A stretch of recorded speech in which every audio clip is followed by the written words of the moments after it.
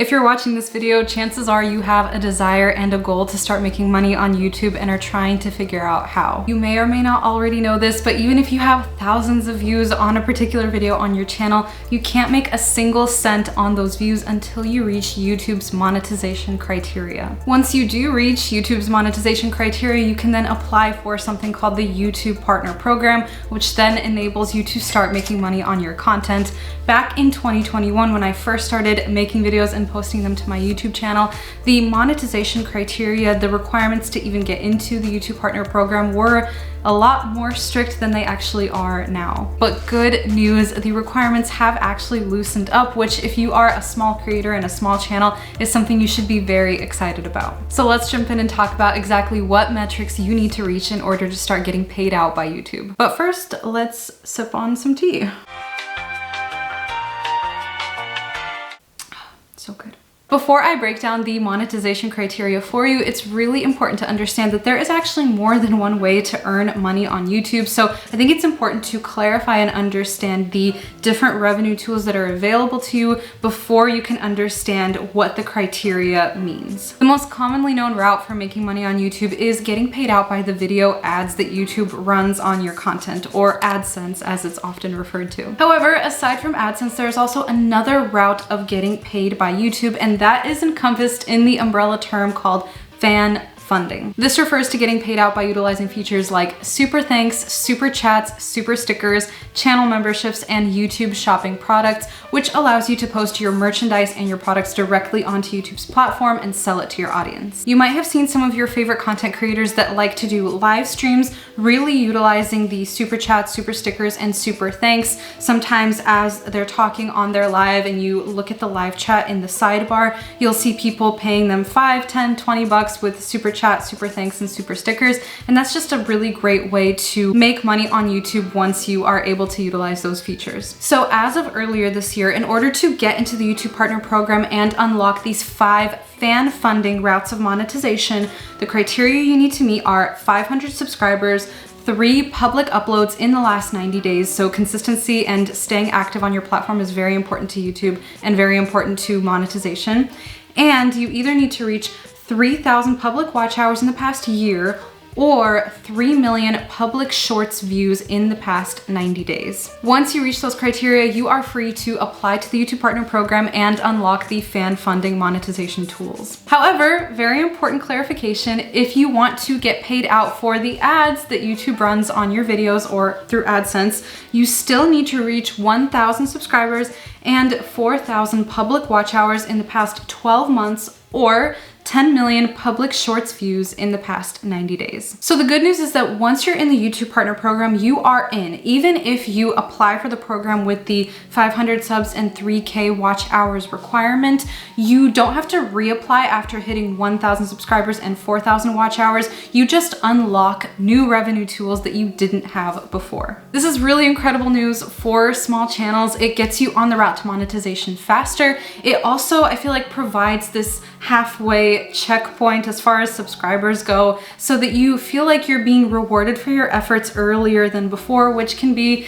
just a really wonderful confidence booster. Speaking as somebody that really struggled that first year of posting YouTube videos, it feels like you are posting to a very small audience and you have no idea when you're actually going to start to get rewarded for your efforts. So having these new criteria, I think, is going to be really great for small creators and is going to allow them to stay motivated and get excited as they reach different monetization goals. Now, once you reach the criteria to get into the YouTube Partner Program, it's important to understand that you are not just automatically in. There is an application and review process that you have to go through. You will also be prompted to create a Google AdSense account as you're signing up for the YouTube Partner Program, which is really important because Google AdSense is the third-party platform through which YouTube pays their creators. The process is going to look a little something like this. You're going to start off by tracking your progress. You're going to go into your YouTube Studio Analytics, or you're going to go into the Earn tab in your YouTube Creator Studio, and you're just gonna track your progress. You're gonna see how close you are to reaching those monetization requirements. Once you've reached the required subscriber count and watch hours, you are going to review and accept the YouTube Partner Program terms and conditions. Once you accept the YouTube Partner Program terms, you can click Start on the Google AdSense portion of the application, and you're just gonna go through all the instructions that they prompt you to in order to set up that AdSense account. I've said previously that it can be a good idea to set up your Google AdSense account even before you're ready to apply for the YouTube Partner Program,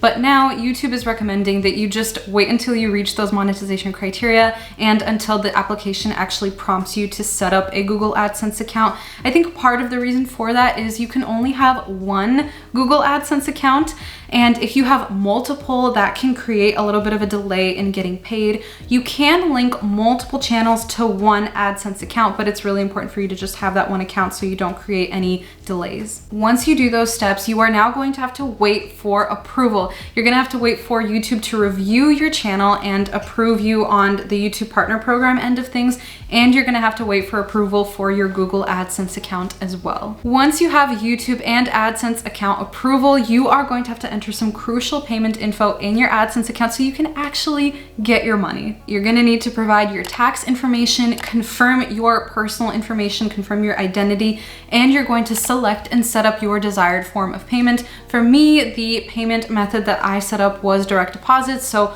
on the 21st of every month, it's just super easy. AdSense will pay me and the money gets deposited right into my checking account, which is what I prefer. Before you actually get paid, you are going to have to meet the payment threshold, which is $100 for creators in the United States. Once you're monetized, you're gonna wanna make sure that you don't drop the ball on the incredible consistency that got you here in the first place. Keep up the good work, kid.